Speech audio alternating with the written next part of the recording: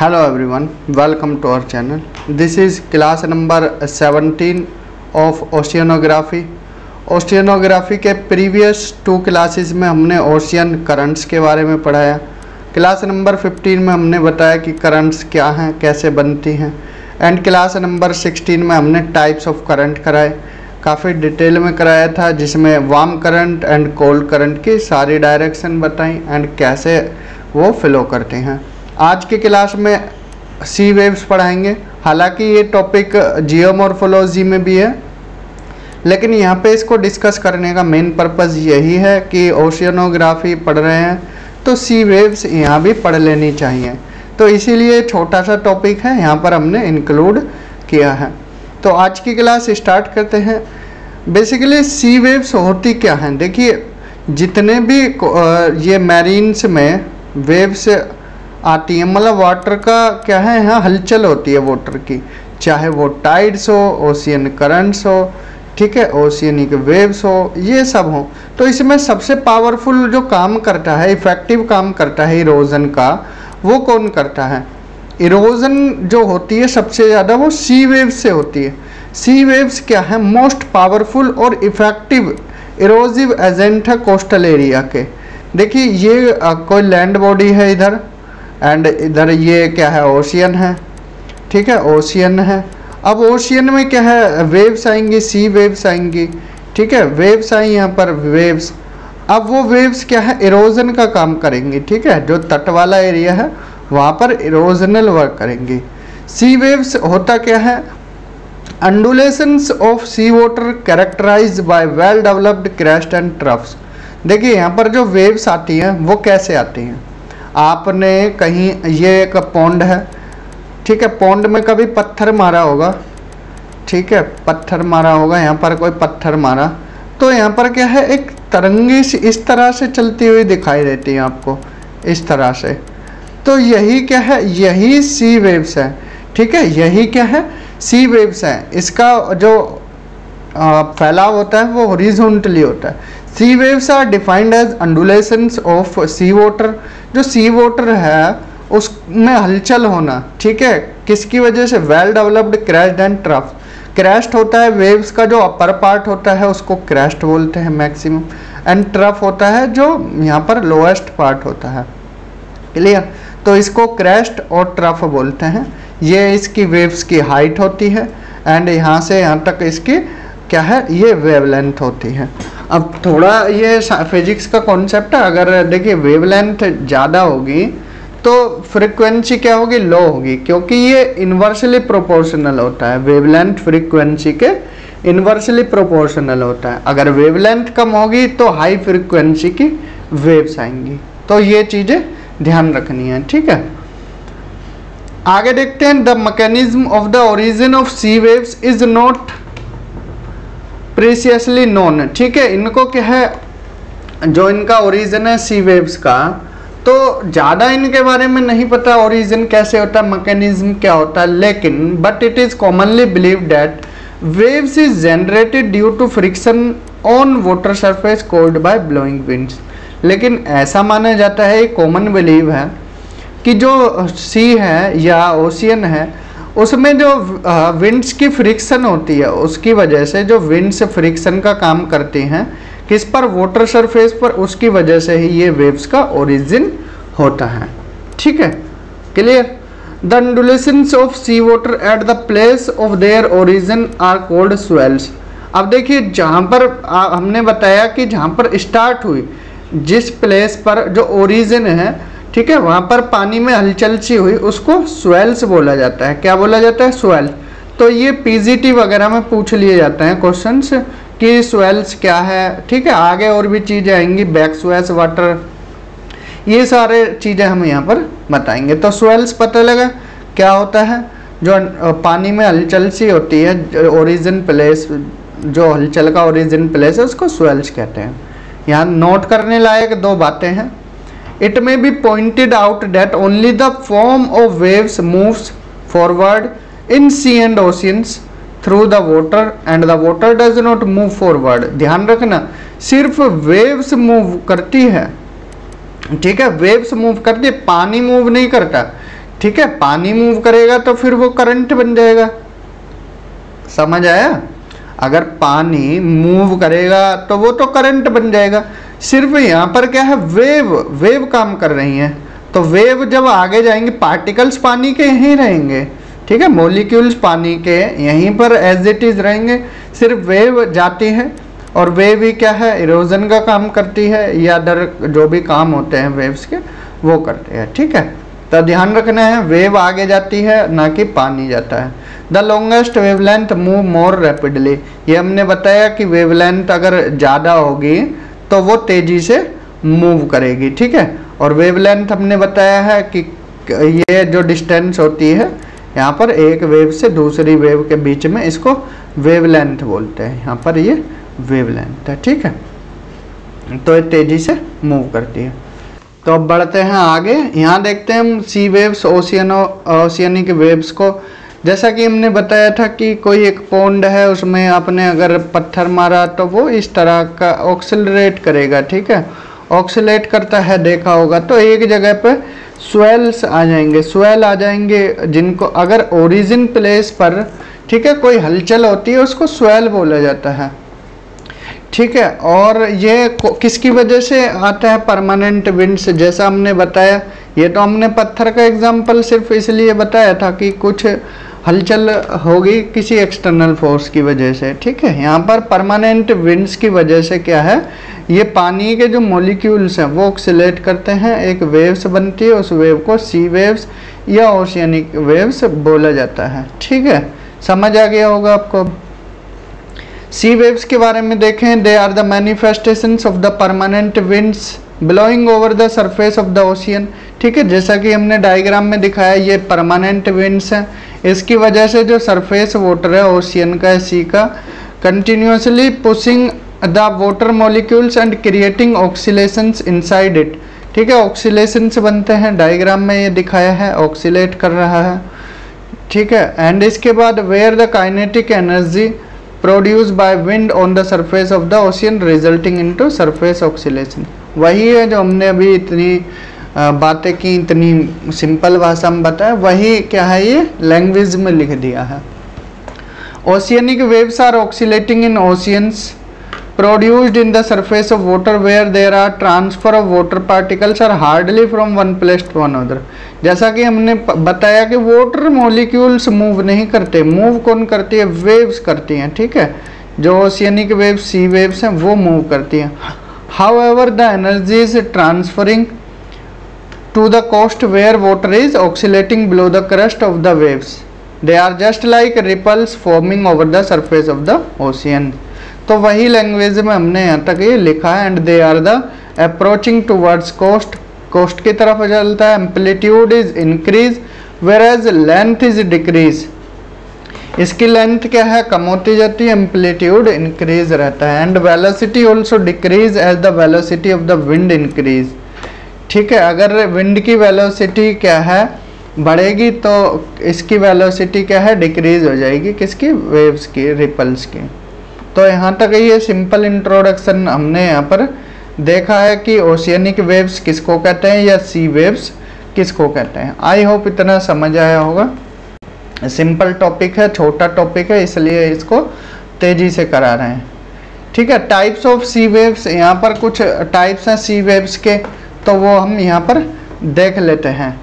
तो नंबर 1 है still water, नाम से ही पता लग रहा है, स्टिल का मतलब होता है रुका हुआ एक तरह से। There is no form of waves over the surface of the ocean with, यहाँ पर वेवलेंथ क्या है, 0 है। ठीक है, means winds are not blowing over the surface of the ocean. तो यहाँ पर क्या है, जो पानी है वो स्टिल है, रुका हुआ है। ठीक है, तो यहाँ पर कोई मूवमेंट नहीं आ रही है, तो ये क्या बोला जाता है, ये बोला जाता है स्टिल वाटर। ठीक है, यहाँ तक समझ आया। आगे चलते हैं अब। तो यहाँ पर ये डायग्राम इसलिए बता दिया है कि आप इससे क्या है, चीज़ों को कनेक्ट कर जाओ। तो ये क्या है, पानी है, रुका हुआ है। ठीक है, ये नेक्स्ट है capillary waves. Due to the slow velocity of the wind when wavelength becomes less than 1.5 centimetre. तो जब वेलोसिटी विंड की कम होती है तो वेवलेंथ यहाँ 1.5 सेंटीमीटर से भी कम होती है, इसको कैपिलरी वेव्स बोला जाता है। ठीक है, सिंपल वेव्स आती हैं छोटी छोटी, यहाँ पर वेवलेंथ क्या है, छोटी होती है, तो इस वजह से इसको कैपिलरी वेव्स बोला जाता है। ठीक, नेक्स्ट है ग्रेविटी वेव्स। अगर जो when the velocity of the winds gradually increase, थोड़ा इंक्रीज की विंड की स्पीड, तो and the wavelength becomes more than 1 centimetre but less than 4 centimetre are known as gravity waves. ठीक है, देखिए पहले में क्या था, यहाँ पर स्टिल वाटर था जिसकी वेवलेंथ 0 थी, रुका हुआ पानी। देन कैपिलरी वेव में वेवलेंथ क्या है, 1.5 से कम है। ठीक है, और जो ग्रेविटी वेव्स हैं इसमें क्या है 1 से 4 सेंटीमीटर तक है, 1.5 से 4 ही मान लीजिए। ठीक है, देन यहाँ पर सी वेव्स है। सी वेव्स की जो वेवलेंथ है वो 4 से 7.5, पूछ लिया भी जाता है। ठीक है, 4 से 7.5 सेंटीमीटर तक है जो इसकी वेवलेंथ होती है, 4 से 7.5 किसकी, सी वेव्स की। ठीक है, इसको सी वेव्स बोला जाता है। ओशियनिक वेव्स थोड़ा ज़्यादा होती हैं, इसकी वेवलेंथ 7.5 सेंटीमीटर से ज़्यादा होती है, उसको ओशियनिक वेव्स बोलते हैं। Where the velocity of wind is also higher. ठीक है, विंड तेज है तो वेलोसिटी यहाँ पर क्या है, ज़्यादा होगी। ठीक है, ये चीज़ें ध्यान रखना। कुछ और टर्म्स है, इनको भी देख लेते हैं। जैसे सर्फ है, सर्फ क्या बोला जाता है। ठीक है, they are the breaking waves found along the coast. ठीक है, ये क्या है, एक ब्रेकिंग वेव्स है, कहाँ मिलती हैं, कोस्ट के आसपास। Due to continuous piling of the successive waves. यहाँ पर क्या है, वेव्स का एक तरह से पाइलेशन हो जाता है, इकट्ठा हो जाती हैं। ठीक है, पाइलेशन हो गया। यहाँ पर जो ये डायग्राम है, वेव्स है। ठीक है, वेव्स हैं, तो इनका क्या है, वेव्स का पाइलेशन हो गया।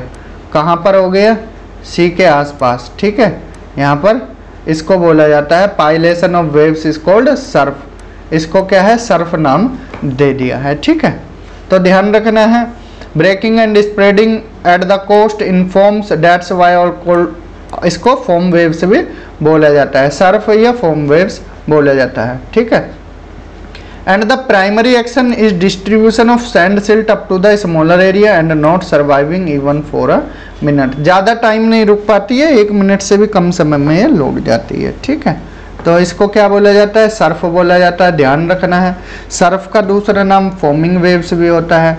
ठीक है, एक जगह क्या है, पाइलेशन हो जाता है वेव्स का, इसलिए इसको फॉर्मिंग वेव्स या सर्फ बोला जाता है। ध्यान रखना है। नेक्स्ट है स्वेस, यहाँ लिखे देते हैं, अगर ये क्या है चमक नहीं रहा है तो स्वेस। ठीक है, स्वेस क्या होता है, when the sea waves come along the coast and the friction increase from the below and oscillatory motion is obstructed, so the waves hold for a while and another waves override over the previous waves। अब देखिए, एक wave आई, अब यहाँ से नीचे से friction लगी। ठीक है, और ऑक्सिलरेटरी जो मोशन है वो ऑब्स्ट्रक्ट हो गई। अब ये वेव कुछ टाइम के लिए रुक जाएगी। अब इतना रुकेगी तो दूसरी जो वेव है इसके ऊपर क्या है, सबसाइड कर जाएगी। एक वेव और आ गई, एक वेव के ऊपर एक वेव और आ गई, इसको स्वेस बोला जाता है। देखिए यहाँ लिखा हुआ है previous wave and due to continuous piling globular mass of water breaking and spreading up to greater distance, so spreading the materials forming the beaches, they also help in navigation of ship और boat. तो simply ये swash याद रखना है। Surf हमने क्या बताया, Surf क्या होता है, पाइलेशन ऑफ वेव्स हो गया। ठीक है, कहाँ, कोस्ट के आसपास, इसको फॉर्मिंग वेव्स भी बोला जाता है। ये सैंड और सिल्ट का डिस्ट्रीब्यूशन करती है। ठीक है, देन इसके बाद स्वेस देखा, एक वेव फ्रिक्शन के कारण क्या थोड़ा टाइम ले लेती है और फिर क्या है यहाँ पर इसके ऊपर दूसरी वेव आकर सबसाइड कर जाती है, ओवरराइड कर जाती है, तो इसको स्वेस बोला जाता है। ठीक है, third one is back Suez. ठीक है, नाम से पता लग रहा है बैक स्वेस किसको बोलते हैं, the returning of the swash from the coast if the coast is steeper and bringing the sediments to the bottom which have been produced due to erosion at the coast. देखिए यहाँ से जब wave लौट रही है इसको क्या है, बैक स्वेस का नाम दे दिया है। ठीक है, स्वेस क्या होता है, जब एक वेव के ऊपर दूसरी वेव ओवरराइड कर जाए तो इसको नाम दिया स्वेस। अब जब ये लौट रही है इसको नाम दिया बैक सुएज। अब बैक सुएज क्या है, अपने साथ सेडिमेंट लाएगी ठीक है, sediment to the bottom which have been produced due to erosion at the coast. किस लिए, क्योंकि कोस्ट पर इरोजन हुआ यहाँ पर, इसलिए सेडिमेंट आया साथ में। It is dangerous for swimming and most of the drawing occurs swimming through the back Suez. ठीक है, सुएज अगर समझ आया तो बैक सुएज इसी का पार्ट है, क्योंकि नाम से पता लग रहा है जो सुएज लौट रहा है उसको बैक सुएज बोला। सेडिमेंट लाता है अपने साथ, जमा कर देता है नीचे बॉटम पर जो कोस्ट से आता है। ठीक है, नेक्स्ट लॉन्ग शोर ड्रिफ्ट। देखिए लॉन्ग शोर ड्रिफ्ट क्या होता है, when the winds becomes oblique. Oblique का मतलब होता है ना तो पैरेलल है ना ही राइट एंगल पर है, एक तरह से तिरछा बोल सकते हैं ओब्लिक को। ठीक है, ओब्लिक को क्या बोल सकते हैं, तिरछा बोल सकते हैं, ना तो पैरेलल है और ना ही राइट एंगल पर है, 90 डिग्री पर है। तो ये क्या है, जब विंड ओब्लिक हो जाती है टू द कोस्ट, कोस्ट के किनारे, ये ठीक है, ये ध्यान रखना ये क्या कोस्ट है, तो क्या होता है waves start running parallel to the coast. अब जब वेव्स क्या है पैरेलल हो जाती है कोस्ट के, देखिए ये कोस्ट है, ठीक है, अब वेव्स क्या है इसके पैरेलल हो गई, वेव्स इसके पैरेलल हो गई, तो उनको बोला जाता है लॉन्ग शोर ड्रिफ्ट। ठीक है, as they are eroding the coast so materials या sediments obtain contributing in the formation of same features like sea beaches, island, lagoon, यहाँ पर सैंड इटीसी। ठीक है, ये चीज़ें हो जाती हैं which are found along the coastal area. तो यहाँ पर सिंपली याद रखना ये जो लॉन्ग शोर ड्रिफ्ट होता है, जो वेव्स हैं यहाँ पर इसके कोस्ट के पैरेलली क्या है चलती हैं। ठीक है, रन करती हैं पैरेलली, बस ये याद रखना है, इन छोटी छोटी टर्म्स ये याद रखना है, शोर क्या है, बैक शोर क्या है, सुएज क्या है, या लॉन्ग शोर ड्रिफ्ट क्या है। Next rip current. ठीक है, इसको रिप करंट बोला जाता है। ये क्या है कोस्ट है, ये यहाँ पर करंट चला तो इसको rip current. It is larger than back swash, back swash से क्या है लार्जर होता है, but oblique to the coast not at the surface and beneath it. अब ये क्या है कोस्ट के क्या है ओब्लिक होता है, आड़ा तिरछा होता है। ठीक है, ना पैरेलल है ना ही राइट एंगल पर है। That's why not forming any features, तो कोई फीचर्स नहीं बनाता है, तो इसको रिप करंट बोला जाता है। ठीक है, तो याद रखना है रिप करंट क्या होता है। नेक्स्ट है अंडर टो करंट, यहाँ लिखे देते हैं अगर ये चमक नहीं रहा है, अंडर टो करंट। ठीक है, अंडर टो करंट क्या होता है, ये बैक सुएज से बिगर होता है, but coming back almost in perpendicular direction. ठीक है, ये जो बैक होता है, देखिए बैक सुएज छोटे लेवल पर जैसे सुएज है तो वापस हुआ बैक सुएज, लेकिन जो ये अंडर टो करंट है, ये क्या है अंडर टो करंट, ये क्या है जो बैक होता है वो परपेंडिकुलर डायरेक्शन में होता है 90 डिग्री की, where it is very dangerous for swimming boating. ठीक है, ये क्या है स्विमिंग बोटिंग वगैरह के लिए डेंजरस होता है। तो ये था undertow current, back swash से बिगर होता है, परपेंडिकुलर डायरेक्शन में बैक होता है। ठीक है, ये कुछ टर्म्स याद रखने, जो 6 टर्म्स बताए, rip current, undertow current, longshore drift. ठीक है, इसके अलावा फिर बैक सुएज एंड यहाँ पर फिर क्या है पहला हमने सर्फ देखा था। तो ये 6 टर्म्स याद रखनी है, यहाँ से क्वेश्चन बन जाते हैं। कंक्लूजन में क्या है, many of the waves have been found over the surface of the ocean with characteristic difference in which some area constructed in nature while other are destruct. तो इनमें से कुछ कंस्ट्रक्टिव नेचर के, कुछ डिस्ट्रक्टिव नेचर के हैं। ठीक है, एक मोटा मोटा रिवीजन कर लेते हैं। यहाँ पर हमने अब तक क्या क्या पढ़ा है। तो the work of sea water is performed by several marine agents like sea wave, oceanic wave, tidal waves and tsunami, but the sea waves are most powerful and effective erosive agent of coastal waves. तो हमने जैसा कि बताया सी waves जो होती है powerful और effective erosive agent होते हैं कोस्टल एरियाज पर। सी वेव्स के बारे में बताया कि ये हलचल मचाती है पानी में। Sea waves are defined as undulations of sea water characterized by well developed crest and trough। Starting में बताया क्रेस्ट बनाती है और ट्रफ बनाती है। ये क्रेस्ट ऊपर वाला पार्ट होता है, ट्रफ नीचे वाला पार्ट होता है।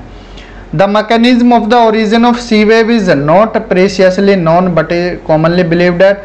तो वेव्स जो जनरेट होती हैं वाटर में, जो विंड के द्वारा फ्रिक्शन लगती है उसके द्वारा। अब ये जो पिक्चर है ये सविंदर सिंह सर की बुक जो फिजिकल ज्योग्राफी वहां से ली गई हैं, ठीक है। The undulations of sea water at the place of their origin, तो ओरिजिन प्लेस पर जो हलचल मचती है उसको स्वेल्स बोला जाता है, which are long broad regular and rounded ridge and trough of water. अलग शब्दों में कहें, the regular pattern of smooth rounding waves that characterises the surface of the ocean during fair weather is called swells. बात वही है कि अंडुलेशंस हुआ, पानी में हलचल मची, उसको क्या है, स्वेल बोला गया, स्वेल्स, ठीक है, स्वेल्स बोला गया।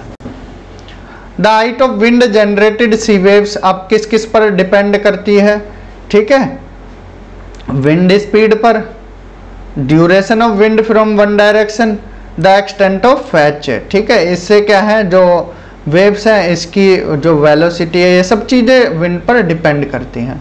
The upper and lower part of the waves are called waves crest and wave trough respect. वही जो ऊपर वाला पार्ट है क्रेस्ट, नीचे वाला trough. The straight horizontal distance between two successive crest और ट्रफ इज कॉल्ड वेवलेंथ।